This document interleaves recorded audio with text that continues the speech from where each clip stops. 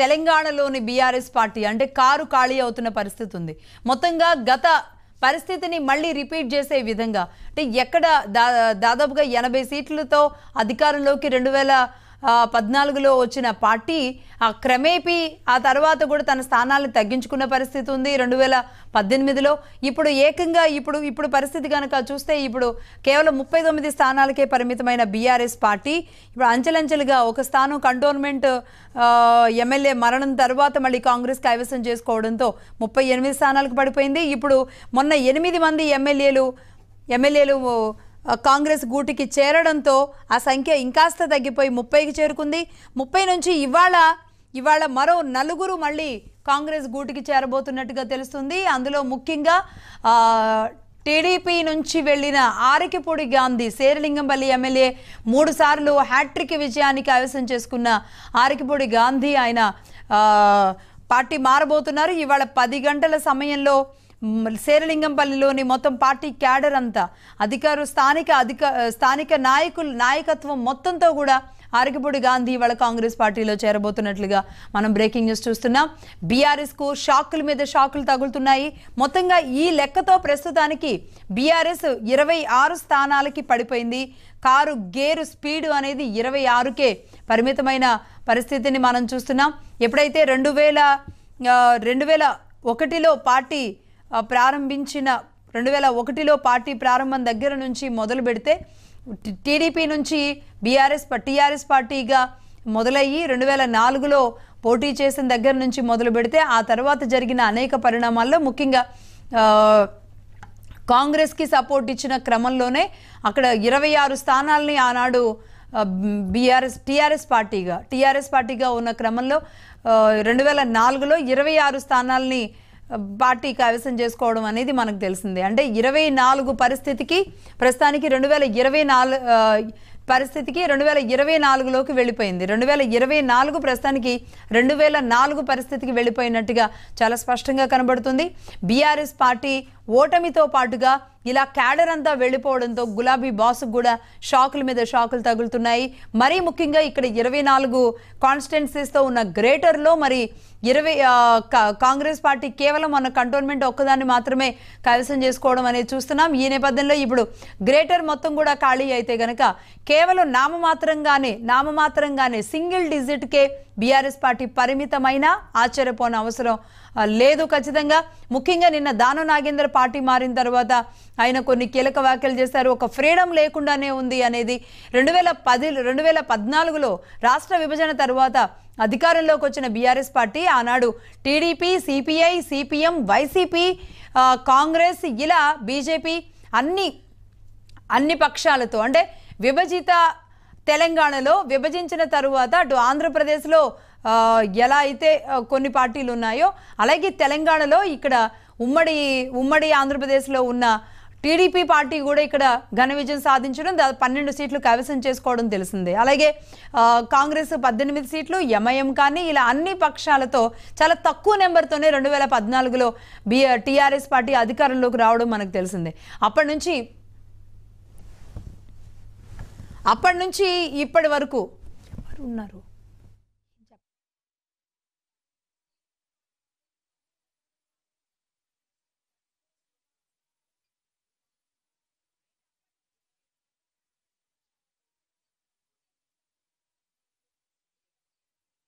మొత్తంగా అప్పటి నుంచి కనుక 2014 పరిస్థితి దగ్గర నుంచి కనుక బేరీజ్ వేసుకుంటే 2014లో వరుస పెట్టి పార్టీలోకి అంటే అటు టీడీపీని ఖాళీ చేయడానికి టార్గెట్గా, కాంగ్రెస్ని ఖాళీ చేస్తూ టార్గెట్గా, వైసీపీలో గెలిచిన వాళ్ళు కూడా ఇద్దరి ఆమోదంతోనే 2014లో వెళ్ళిపోయాడు. పొంగులేటి శ్రీనివాసరెడ్డి మరొక ఎమ్మెల్యే ఇద్దరు కూడా వైసీపీ నుంచి వెళ్ళిపోయిన పరిస్థితి ఉంది.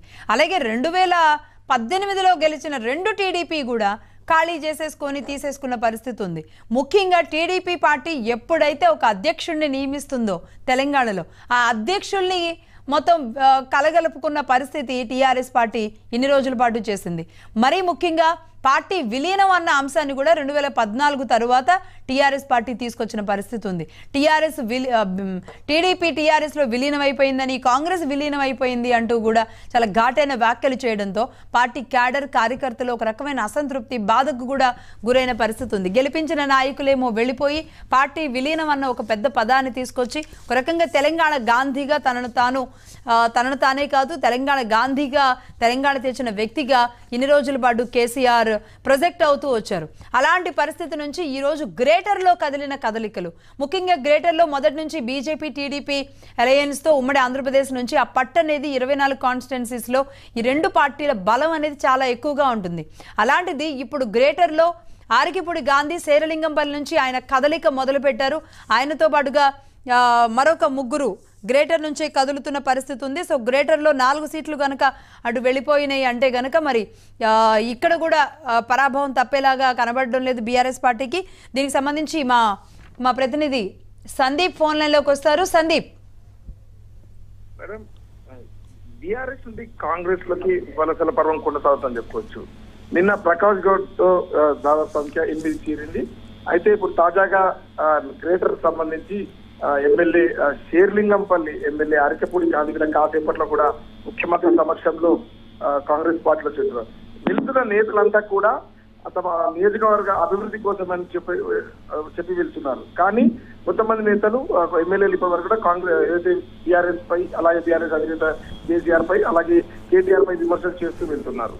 అయితే ఇప్పటి వరకు చేరిన నేతలు మాత్రం దాదాపుగా మేము నియోజకవర్గ అభివృద్ధికి చెప్పి వెళ్తున్నారు.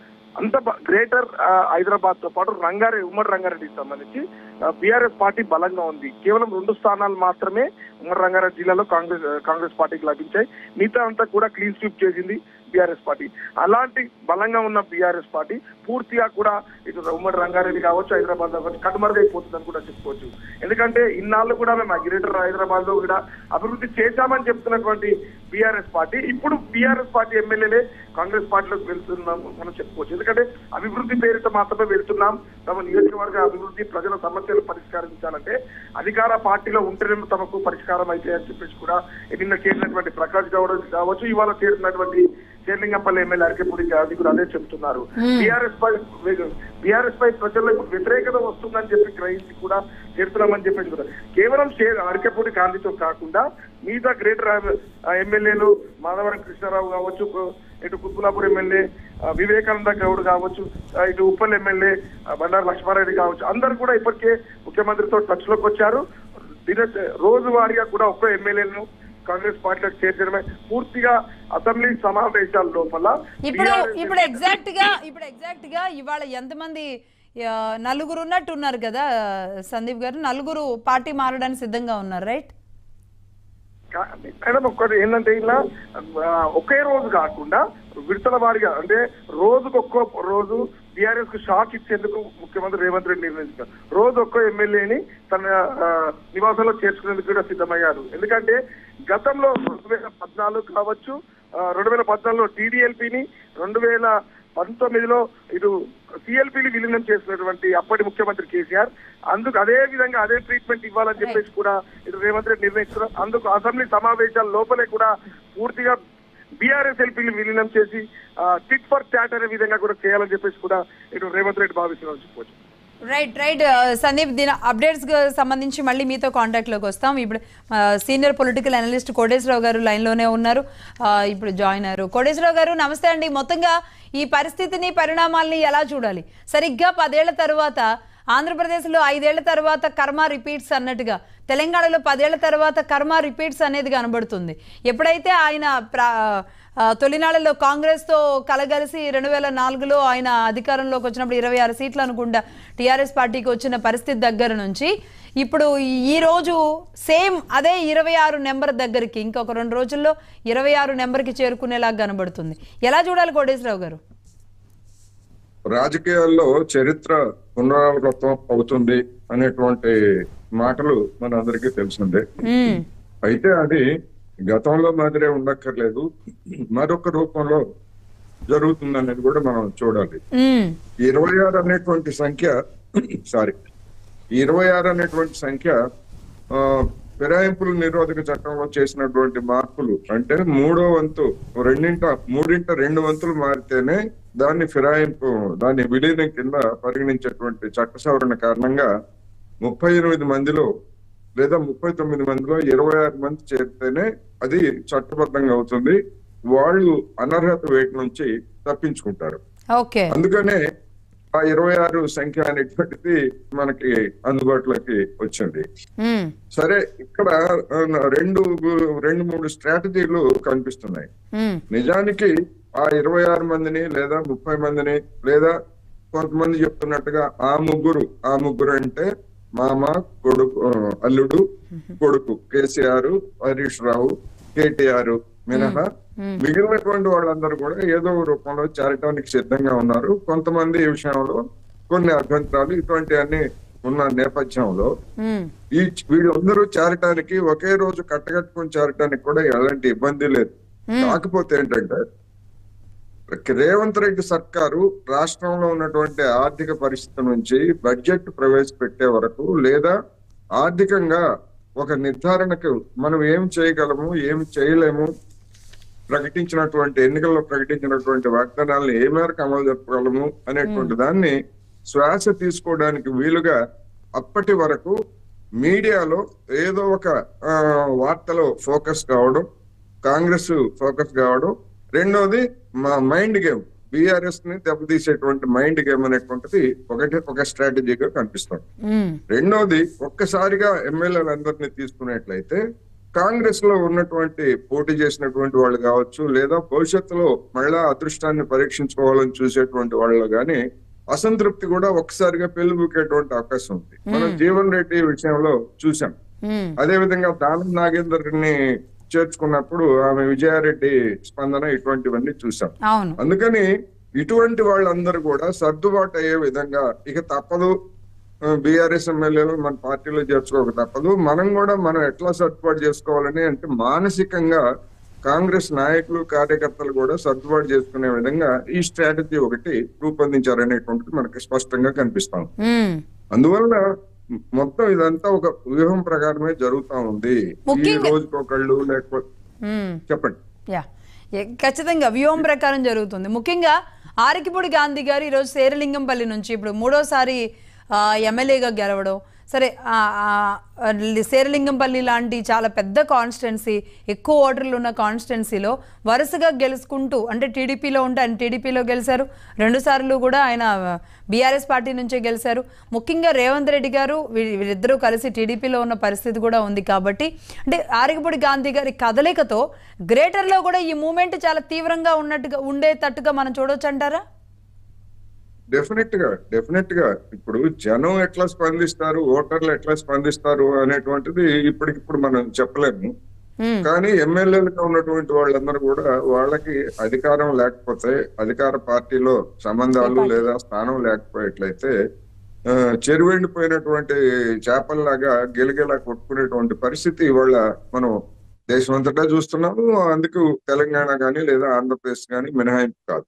ఎందుకంటే అధికారం చుట్టూ తిరుగుతున్నటువంటి రాజకీయాలు, అధికారం చుట్టూ అంటే దాని అర్థం ఆర్థికపరమైనటువంటి ప్రయోజనాలు కూడా దీనిలో ఇముడి ఉన్నాయి. దానికి అందమైన ముసుగు ఏంటంటే నియోజకవర్గాల అభివృద్ధి. అందువల్ల ఈ నియోజకవర్గాల అభివృద్ధి అనేటువంటిది పెద్ద బోగస్ మాట. నియోజకవర్గాల అభివృద్ధి అనేటువంటిది పెద్ద బోగస్ మాట. జనం తప్పించుకోవడానికి లేదా సాకు తప్ప మరొకటి కాదు. అందుకని ఇది 26 నెంబరు చేరేంత వరకు ఇది సాగుతూ ఉంటది. 26 నెంబరు చేరిన తర్వాత స్పీకర్ అప్పుడు రంగంలోకి దిగుతారు. అప్పటి వరకు స్పీకర్ ఎలాంటి నిర్ణయం తీసుకోలేరు. ఒకవేళ స్పీకర్ నిర్ణయం తీసుకోకపోయినా బీఆర్ఎస్ పార్టీ నేతలు హైకోర్టుకి వెళ్ళినా సుప్రీంకోర్టుకి వెళ్ళినా వాళ్ళకి చేయగలిగిందేమీ లేదు. ఎందుకంటే స్పీకర్ పరిధిలోకి అంటే చట్టసభల పరిధిలోకి న్యాయ వ్యవస్థ వచ్చేటువంటి అవకాశాలు లేవు అనేటువంటిది గతంలో చెప్పింది. ఆ విషయాల్లో మన రాజ్యాంగం కూడా స్పష్టంగా ఎవరి విధి ఏమిటి, ఎవరి పరిధి ఏమిటి అనేటువంటి కూడా నిర్వచించింది. అందుకనే ఎక్కడా కూడా స్పీకర్ల అధికారాల విషయంలో కోర్టులు జోక్యం చేసుకోలేదు. కేవలం ఎప్పుడైనా ఏదైనా సందర్భం ఉంటే సూచనలు మాత్రమే చేయగలరు. కోటేశ్వర గారు 26 నెంబర్ కి వచ్చింది అంటే గనక ఫిరాయింపుల చట్టం అనేది వర్తించదు అనేది ఇక్కడ మనకు అర్థమవుతుంది, రైట్? అయితే అసలు ఈ ఫిరాయింపుల మీద అప్పుడు ఏం చేస్తారంటే ఈ 26 మంది ఎమ్మెల్యేలు లేదా ఇంకా అంతకు మించినటువంటి ఎమ్మెల్యేలందరూ సమావేశమయ్యి ఈ బీఆర్ఎస్ పార్టీలో మాది శాసనసభ పక్షం, మా శాసనసభ పక్షాన్ని మేము కాంగ్రెస్ లో విలీనం చేస్తామని చెప్పేసి ఒక తీర్మానం చేస్తారు. ఆ తీర్మానాన్ని స్పీకర్ ఆమోదిస్తారు. ఆమోదించిన తర్వాత వాళ్ళ సభ్యత్వాలు మిగులుతాయి, ఆటోమేటిక్ గా జరుగుతుంది. అందులో ఇక మిగిలినటువంటి బీఆర్ఎస్ ఎమ్మెల్యేలు మేము బీఆర్ఎస్ అని చెప్పేసి వాళ్ళు క్లెయిమ్ చేసుకుంటారు. వాళ్ళకి 10% కనుక ఉంటే గుర్తింపు పొందినటువంటి ప్రతిపక్ష హోదా వస్తుంది. లేకపోయేట్లయితే గతంలో ఎట్లయితే కాంగ్రెస్ ని దెబ్బతీసిందో అదే విధంగా తెలుగుదేశం పార్టీని బీఆర్ఎస్ దెబ్బతీసిందో అదే విధంగా గుర్తింపు లేనటువంటి ప్రతిపక్షంగా బీఆర్ఎస్ మిగిలిపోయేటువంటి అవకాశం మన కళ్ళ ముందు స్పష్టంగా కనిపిస్తుంది. రైట్. కోటేశ్వర గారు ఒక్క నిమిషం అండి, మనం కంటిన్యూ చేద్దాము. ఆలేరు ఎమ్మెల్యే బీర్లా ఐలయ్య గారు జాయిన్ అయ్యారు, కాంగ్రెస్ నాయకులు. నమస్తే అండి, ఐలయ్య గారు ఫోన్ లైన్ లో ఉన్నారు. ఐలయ్య గారు నమస్తే. ఏంటి ఐలయ్య గారు, రోజుకొకళ్ళు మారుతూ ఉన్నారు. ఏదైతే 10 ఏళ్ల క్రితం మీ పార్టీ నుంచి ఎలా వెళ్ళిందో, 10 ఏళ్ల క్రితం గానీ 5 ఏళ్ల క్రితం గానీ కాంగ్రెస్ నుంచి ఎలా అయితే టీఆర్ఎస్ పార్టీ వైపు మీ నాయకులు వెళ్ళిపోయారో సేమ్ పరిస్థితి మళ్ళీ రిపీట్ అవుతుంది. అటువైపు నుంచి ఇటువైపు వస్తున్నారు. ఏంటి, ఏం మంత్రం వేశారు? కారు గేరు, కారు స్పీడు, కారుకి బ్రేక్ వేయడానికి ఏం చేస్తున్నారు? ఇంకెక్కడమ్మా, కారు షెడ్ పోయింది, కారు పని అయిపోయింది కదా. అప్పుడేమో వాళ్ళు బలవంతం పెట్టి కేసులు పెట్టి దౌర్జన్యంగా తీసుకున్నారు. ఇప్పుడు అట్లా కాదు, ప్రజాపాలన నచ్చి గౌరవ ముఖ్యమంత్రి ప్రజలకు కానీ ఎమ్మెల్యేలకు మంత్రులకు ఉన్నటువంటి యాక్సెస్ చేస్తున్నటువంటి ప్రజాపాలన నచ్చి మేము కూడా దాంట్లో భాగస్వామ్యం కావాలని వస్తున్నారు. వాళ్ళేమో ఫిరాయింపులు చేసారు. మేము రాజ్యాంగబద్ధంగా మా దాంట్లో ప్రజాపాలన నచ్చి వస్తుంది తల్లి. ఇంకొకటి కారు షెడ్ పోయింది కదా. మీరు బలవంత చేరికలు కాదా? మేము బలమైంది. మా ముఖ్యమంత్రి ఢిల్లీ పోతే కూడా ఇంటికాడ వచ్చి కూర్చుంటున్నారు. సారథి దాకా వచ్చి జాయిన్ అవుతామని చెప్పి రోజుకొకరు, నిన్న సాయంత్రం ఒకరు, ఇప్పుడు అరకేపుడు గాంధీ గారు. ఇంకా బీఆర్ఎస్ ఖాళీ అవుతుంది. వారం రోజుల్లో అసెంబ్లీ 24 తారీఖు ఉంది కదా, ఆ లోపే ఉన్నటువంటి ఎమ్మెల్యేలు అంతా జాయిన్ అవుతారమ్మా. ఏం ఫిరాయింపులు చేస్తేనే మేము రమ్మంటలేము. వాళ్ళే పరిపాలన నచ్చి రైతులకు కానీ మహిళలకు పెద్దపీట వేస్తుంది కాంగ్రెస్ పార్టీ. కాంగ్రెస్ పార్టీలో గౌరవ ముఖ్యమంత్రి అందరికి యాక్సెస్ ఇస్తున్నాడు, ప్రజలకు కలుస్తున్నాడు. అప్పుడే జిల్లా పర్యటన స్టార్ట్ చేసిండు. జిల్లాలో ఉన్నటువంటి నియోజకవర్గాల సమస్యలు తెలుసుకుంటున్నాడు. కాంగ్రెస్ పార్టీ ఉంటే మా నియోజకవర్గాలు కూడా అభివృద్ధి అవుతుందని చెప్పి అభివృద్ధి ఆకాంక్షించి కాంగ్రెస్ పార్టీలోకి వస్తారమ్మా. ముఖ్యంగా అండి, గ్రేటర్ లో 16 సీట్లు బీఆర్ఎస్ కి వచ్చినాయి అంటే గ్రేటర్ అభివృద్ధి, హైదరాబాద్ అభివృద్ధి, ఇక్కడ ఉన్న ప్రజలు, వివిధ ప్రాంతాల్లో ఉన్న వాళ్ళు ఒక రకంగా బీఆర్ఎస్ పార్టీని యాక్సెప్ట్ చేసినట్టుగానే మొదటి నుంచి అనుకున్నారు. కాంగ్రెస్ కి ఇక్కడ అవకాశం లేకుండా ఉండే. కానీ ఇప్పుడు ఆర్కిపూడి గాంధీ గారు లింగంపల్లి కాన్స్టిట్యున్సీ, అతి పెద్ద కాన్స్టిట్యున్సీ నుంచి ఆ కదలిక మొదలైంది అంటే మీ టార్గెట్ ఎలా ఉండే అవకాశాలు ఉన్నాయి? మొత్తం గ్రేటర్ ఖాళీ అవుతుందా బీఆర్ఎస్ లో? గ్రేటర్ ఒక్కటే కాదు, తెలంగాణలో బీఆర్ఎస్ ఖాళీ అవుతుంది. ఆ నలుగురే మిగులుతారు. కొడుకు, బిడ్డ, అల్లుడు, కేసీఆర్ మిగులుతారు తప్ప ఆ నలుగురు తప్ప అందరూ కాంగ్రెస్ పార్టీలో జాయిన్ అవుతారమ్మా. ముఖ్యంగా మళ్ళీ మీ పార్టీకి వచ్చిన వాళ్ళు ఏం చెప్తున్నారు ఐలయ్య గారు? మీకు కూడా మంచి సంబంధాలు ఉండుండేగా గతంలో? ఉంటాయి. అందరు కలిసి కోఆర్డినేట్ చేసి రాష్ట్రంలో తల్లి సోనియం ఇచ్చినటువంటి తెలంగాణలో అందరిని అభివృద్ధి చేయాలంటే అన్ని నియోజకవర్గాలు కలుపుకొని అందరు సంస్థ స్థానం ఇచ్చి రాష్ట్రాన్ని అభివృద్ధి చేసే వాళ్ళు ఏంటంటే స్కామ్ల పేరు మీద, కాంట్రాక్ట్ల పేరు మీద దోసుకున్న రాష్ట్రాన్ని తాగం చేశారు. కాబట్టి రేవంత్ రెడ్డి నాయకత్వంలో ప్రజాపాలన నడుస్తుంది. ప్రజలలో అందరికి కలగొల్ప ఉండి అన్ని నియోజకవర్గాలను అభివృద్ధి చేయాలనే లక్ష్యంతో ఇవాళ బీఆర్ఎస్ దుకాణం బంద్ అయిపోతుంది. అంటే 6 నెలల తర్వాత ఈ చేరికలు రావడానికి కారణం ఏంటి? అంటే 6 నెలల నుంచి ట్రై చేస్తున్నారా, లేదంటే 6 నెలల తర్వాత ఈ మార్పు రావడానికి కారణం ఏంటి? కాంగ్రెస్ కూడా తీసుకోవాలి అనుకోవడం. కాంగ్రెస్ పరిపాలన విధానం, గౌరవ ముఖ్యమంత్రి అందరికి చొరవ, రాష్ట్రంలో ఇంప్లిమెంట్ చేస్తున్నటువంటి ప్రజా పథకాలు కావచ్చు, ప్రజలకు ఉన్నటువంటి అన్నిట్లో కాంగ్రెస్ పార్టీ మమ్మకం ఉండి ముఖ్యంగా రైతులకు ఏకకాలంలో రుణమాఫీ అనేది తెలంగాణ రాజ్యాంగం హర్షించదగ్గ విషయం. కాబట్టి ఇలా రైతులకు పెద్దపీట వేసి, మహిళలకు పెద్దపీట వేసి, అదేవిధంగా ఇప్పుడు వచ్చే వారం 10 రోజుల తర్వాత ప్రతి నియోజకానికి 3500 ఇందిరమ్మ ఇండ్లు, పెన్షన్లు ఇవ్వబోతున్నాం. అదేవిధంగా రేషన్ కార్డులు ఇవ్వబోతున్నాం. ఇవన్నీ చూసి ప్రజలు కూడా నుంచి పెద్ద ఎత్తున స్పందన వస్తుంది. కాబట్టి ఆ నియోజకవర్గాల్లో ఈ టీఆర్ఎస్ పార్టీ ఎట్లాగో దుకాణం బంధు, ఇక్కడ నుండి మేమేం చేయలేము, కాంగ్రెస్ పార్టీతో అభివృద్ధి సాధ్యం అని చెప్పి కాంగ్రెస్ పార్టీలో 4 తప్ప మిగతా వాళ్ళంతా జాయిన్ అవుతారమ్మా. గాంధీ గారు 11 గంటలకి రేవంత్ రెడ్డి గారి ఇంటి నివాసానికి వెళ్లి జాయిన్ అవుతున్నారు. అదే అలా ఉంచితే ఈ రాబోయే వారం రోజుల్లో ఇంకా ఎవరెవరు ఉన్నారు లిస్ట్ లో ఐలయ్య గారు? ఎవరన్నా పేర్లు చెప్తారా? చాలా మంది ఉన్నామ్మా, పేర్లు చెప్పుడు కదా. ఆ 4 తప్ప మిగతా వాళ్ళంతా జాయిన్ అవుతారు రాబోయే వారం రోజుల్లోనే. వారంలో 24 తారీఖు లోపే 24 నుంచి అసెంబ్లీ సీజన్ ఉంటుంది. 24 లోపు అందరు జాయిన్ అవుతున్నారు. అందరూ అంటే బీఆర్ఎస్ ఎమ్మెల్యేలు ఎమ్మెల్సీలు అంటే మహా అయితే ఇంకొక నలుగురు కనిపిస్తున్నారు. అప్పటికి కూడా 26 మంది బీఆర్ఎస్ ఎమ్మెల్యేలే ఉంటారు. అది ఎలా సాధ్యం అవుద్ది ముగ్గురే ఉండి మిగతా అంతా ఇటు రావడం అనేది? మొన్న ఏమనడమ్మా, మీ దుకాణం బంద్ అవుతుంది, కాంగ్రెస్ పార్టీ ప్రభుత్వం కూలిపోతుంది, మళ్ళీ మా ప్రభుత్వం వస్తున్నది. తెలంగాణలో మాట్లాడినటువంటి మాటలు కేసీఆర్ కానీ హరీష్ రావు కానీ అటు బీజేపీలు అంటారు. ఇవాళ ఎవరి దుకాణం బంద్ అవుతుంది? అంటే ఆ మాటతోనే కాంగ్రెస్ లో కసి పెరిగి కావాలని చేరికలు జరుగుతున్నాయి అనుకోవచ్చా? లేదు, అక్కడ టీఆర్ఎస్ ఉన్న కూడా ఎప్పుడు వీళ్ళు ప్రభుత్వాన్ని కూల్చే పనులు ఉంటారు. ప్రభుత్వాన్ని ఎందుకు కూర్చాలి? ఇలా ప్రజాప్రభుత్వం నడుస్తుంది, మేమందరూ భాగస్వామ్యం కావాలని ఆలోచిస్తున్నాం. నాకు 64 ప్లస్ మా మిత్రపక్షం సిపిఐ 65 సీట్లు ఉన్నాయి కదా, మాకు ఎవరిని తీసుకోవాల్సిన అవసరం లేదు. కానీ ప్రజాపాలన నచ్చి వాళ్ళంతా మా నియోజకవర్గాలు అభివృద్ధి కావాలి, మేము ఇలా భాగస్వామ్యం కావాలని వచ్చినప్పుడు ఎందుకు వద్దంటాం కదా. అట్లా ఈ 4 రోజుల్లో మీరు వేకెన్సీ ఎంతమంది వస్తారో చూడండి. రైట్ ఐలయ్య గారు, మళ్ళీ మిమ్మల్ని ఫోన్ లైన్లో తీసుకుంటాం మళ్ళీ ఎంతమంది మారిన తర్వాత. థ్యాంక్ యూ అండి, థ్యాంక్ యూ. రైట్, కోటేశ్వరరావు గారు. ఇప్పుడు ఐలయ్య గారు స్పష్టంగా చెప్తున్నారు. ఆయన అఫీషియల్ గా చెప్పినా చెప్పకపోయినా జరగబోయేది అదే. నేను ముందే చెప్పాను, ఎమ్మెల్యేలో మిగిలేది ఆ ముగ్గురే, ఆ నలుగురే సినిమా అన్నట్టుగా ఆ ముగ్గురే మిగులుతారు. ఎమ్మెల్సీల్లో కవిత తప్ప మిగిలినటువంటి వాళ్ళందరూ కూడా కాంగ్రెస్ కండువాలు కప్పుకోవడానికి 100% అవకాశాలు ఉన్నాయి. ఇంకా ఏదన్నా ఒకళ్ళిద్దరు పంచాయతీలు ఏదన్నా ఉండేట్లయితే వాళ్ళ సంగతి మనం అప్పుడే చెప్పలేము. ఏమైనప్పటికీ ఒక మైండ్ గేమ్ అనేటువంటిది స్టార్ట్ అయింది. అయితే ఇక్కడ మనం గమనించాల్సినటువంటి అంశం ఏంటంటే, లోక్సభ ఎన్నికల సందర్భంగా ఈ విధంగా కాంగ్రెస్ లోకి చేరడానికి నిర్ణయించుకున్నటువంటి ఎమ్మెల్యేలు కానీ లేదా చేరినటువంటి ఎమ్మెల్యేలు ఉన్నటువంటి ప్రాంతాల్లో కాంగ్రెస్ కి ఓట్ల పరంగా పెద్దగా కలిసి వచ్చిందేమీ లేదు అనేటువంటి ఒక వాస్తవాన్ని ఈ సందర్భంగా మనం చెప్పుకోవాలి. సికింద్రాబాద్ లో కానివ్వండి, లేకపోతే మిగతా చోట్ల ఎక్కడైనా కానివ్వండి, బీఆర్ఎస్ ఓట్లని కాంగ్రెస్ కు వ్యతిరేకంగా బీజేపీకి షిఫ్ట్ చేయించడంలో బీఆర్ఎస్ నాయకత్వం సఫలమైంది. ఎమ్మెల్యేల పాత్ర అనేటువంటిది నామమాత్రంగా మిగిలిపోయింది. అది కాంగ్రెస్ లో చేరదలుచుకున్నటువంటి ఎమ్మెల్యేలు కూడా.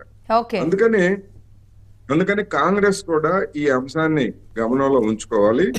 ఓటర్లని నాయకులు ఎమ్మెల్యేలు నాయకులను చేర్చుకోవడానికి ఇచ్చేటువంటి ప్రాధాన్యత లేకపోతే ఆ తొందరపాటు కంటే ఓటర్లను మనసును గెలుచుకోవడానికి అవసరమైనటువంటి స్ట్రాటజీస్ ని ఇక్కడ అనుసరించాల్సినటువంటి పరిస్థితి కనిపిస్తా ఉంది.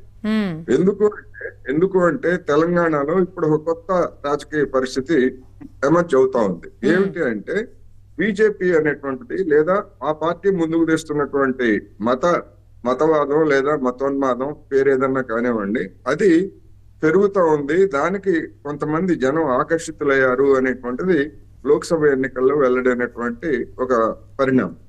ఆ పరిణామాన్ని దాన్ని ఎదుర్కోవడానికి అంటే బీఆర్ఎస్ ఎమ్మెల్యేలని లేదా నాయకుల్ని చేర్చుకోవడానికి ఎంత ప్రాధాన్యత ఇచ్చారో దానికి రెట్టింపు ప్రాధాన్యత రాజకీయ రంగంలో బీజేపీని నిలువరించడానికి అవసరమైనటువంటి ఎత్తుగడలు కూడా తీసుకోవాల్సినటువంటి బాధ్యత వాళ్ళ కాంగ్రెస్ మీద ఉన్నది. లేనట్లయితే ఎమ్మెల్యేలు ఎంతమంది చేరినా లేకపోతే ఎమ్మెల్సీలు ఎంతమంది చేరినా గానీ వచ్చే ఎన్నికల్లో తీవ్రమైనటువంటి సవాల్ని కాంగ్రెస్ ఎదుర్కోవాల్సి ఉంటుంది అనేది నా అభిప్రాయం. ఖచ్చితంగా అండి, ఖచ్చితంగా. అంటే రాబోయే గ్రేటర్ ఎన్నికల్లోనే దాని మీద అంటే ఎంతవరకు సక్సెస్ సాధించాం అనేది అక్కడే వీళ్ళు బీజం వేసుకునే అవకాశాలు, దాన్ని మూవ్ చేసే అవకాశాలు ఉంటాయి. గ్రేటర్ ఎన్నికలు కూడా దగ్గరలో ఉన్నాయి కాబట్టి. సరే, కోటేశ్వరరావు గారు, తొలి పరీక్ష గ్రేటర్ ఎన్నికలతోనే మొదలవుతుంది. ఎగ్జాక్ట్లీ, తొలి పరీక్ష కాంగ్రెస్ కి మొదలు